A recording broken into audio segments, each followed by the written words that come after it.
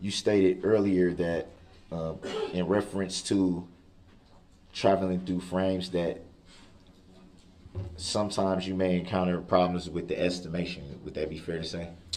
No, I don't believe that was my testimony.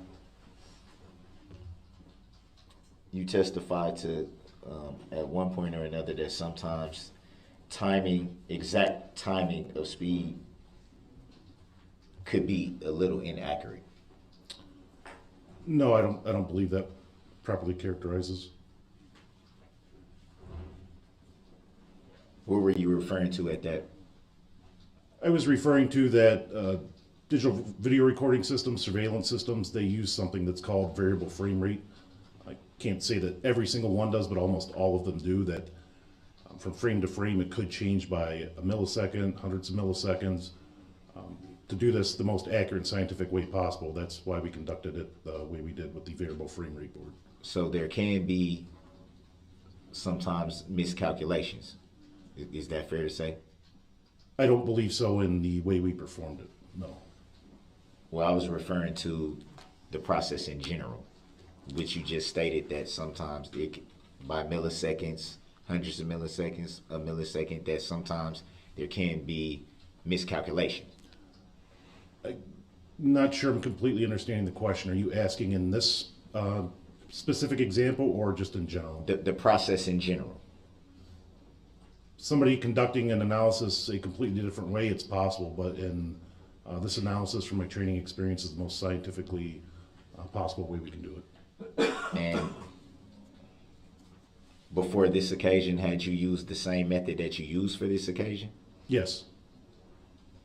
How many times?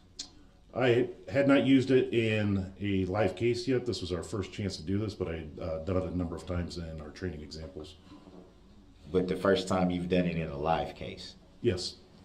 Can you state for the jury what is the difference between a live case and any other case? There really is no difference. The training examples are hands-on, and the process we follow through all those examples to establish competency is exactly the same way we'd do it for any other investigation. So if they're pretty much the same, why is it a need for the title live if they're pretty much the same? It was just a term I used to say this was the first investigation we've used it in. So were the other cases just pretty standard cases then, not live investigations? They were training examples that came from actual investigations that those agencies gave permission for their case files and their data to be shared as a training example and to recreate their examinations. So they weren't active investigations to the best of your knowledge? Correct. They were adjudicated. So this time that you used this technology was the first time to your knowledge that it was during a live investigation? Yes. So would it be fair to say that that's like the first time it's being used? In the city of Waukesha or in general? I'm not sure I'm understanding. Is it fair to say that this specific investigation was the first time that you've used it? That I personally used the software or Yes. that somebody has used it? You. This was the first time I personally used the software, as our agency recently purchased it, and this was the first case we were able to use it on. And so would it be fair to say that usually anyone's first time using new technology, there would be a learning curve? Would that be fair to say? I would say no.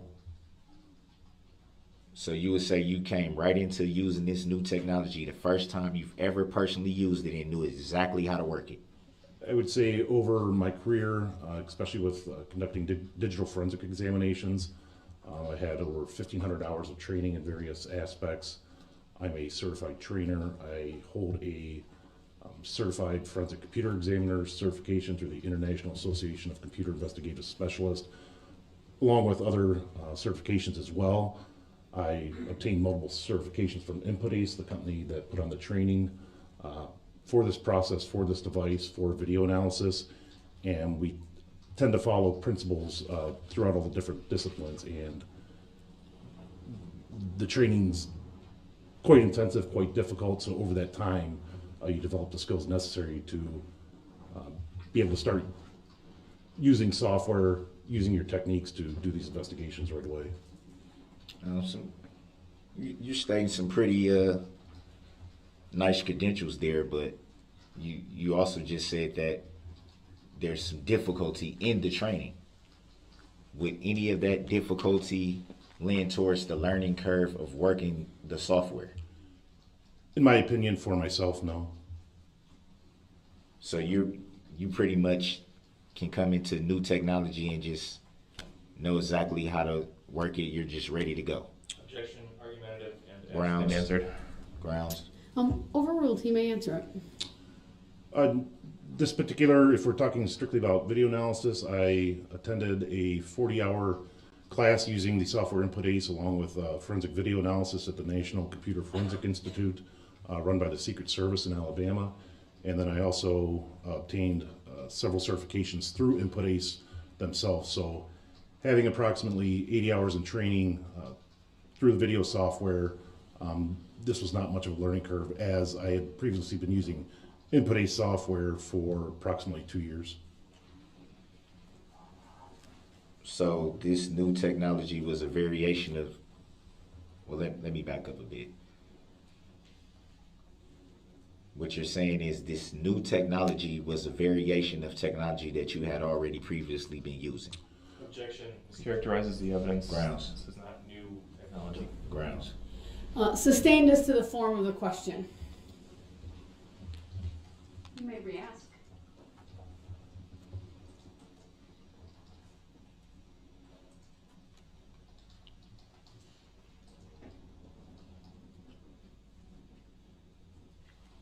Before using this technology in this live investigation, as you coined it, have you previously heard of this technology before using it in this live investigation? Yes. Any idea how long it may have been being used before you used it? To my best knowledge, it's been around for several years. We first started investigating it in approximately January. January of 2022? Yes.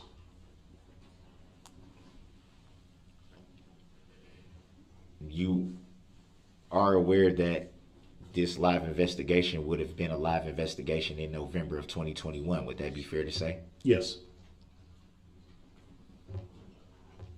So it will also be fair to say that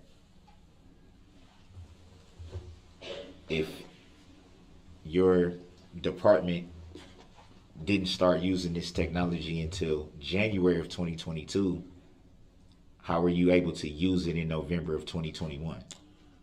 This was not conducted in November of 2021. Once we learned about methods when we were trying to locate a more scientific way to do a speed analysis, I discovered this method, the training that the company put on. We had to obtain budgetary funds. It was approximately $4,000. Then we had to schedule the training. The training was supposed to be earlier in the spring, and a couple of the instructors came down with COVID, so the classes got pushed back to summer. They had provided me with all the online training videos so that I could go through, watch those, start prepping myself as much as I could, and then this summer we actually had the class with the hands-on examples, and that's when they provided the certification, and after that is when we actually went out and were able to do the speed analysis based on the videos that we had from November 21st. So the bulk of your learning to work this technology was done via video.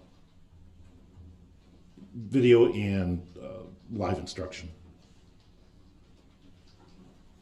And that live instruction was in the summer, as you stated, correct?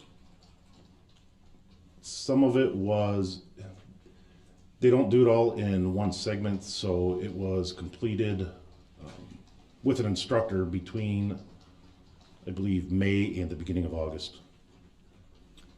So when did you, around what time did you do this analysis? I believe I performed the actual analysis somewhere around the middle of August. I can't remember